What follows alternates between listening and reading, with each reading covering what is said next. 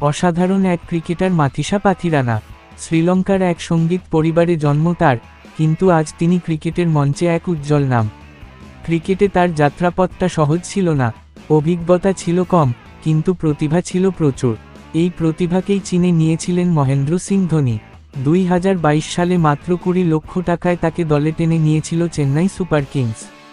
ধোনির স্পর্শে বদলে যায় তার ভাগ্য। ধীরে ধীরে উঠে আসেন দলের নির্ভরযোগ্য মুখ হয়ে।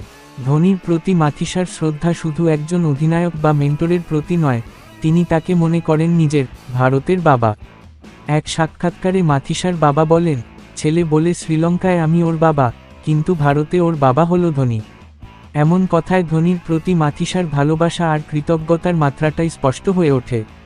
2023 আইপিএলে 12 ম্যাচে 19 উইকেট, 2024 সালে 6 ম্যাচে 13 উইকেট, এই সংখ্যাগুলোই বলে দেয় তার উন্নতির পথ কতটা খাড়া আর সফল।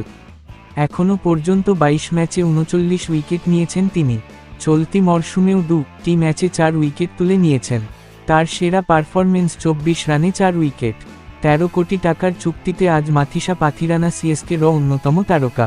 তার সাফল্যের পেছনে যার অবদান সবচেয়ে বেশি, তিনি মহেন্দ্র সিং ধোনি। শুধু একজন ক্যাপ্টেন কুল নন, অনেক তরুণ প্রতিভার কাছে ধোনি একজন অভিভাবক, একজন প্রেরণা।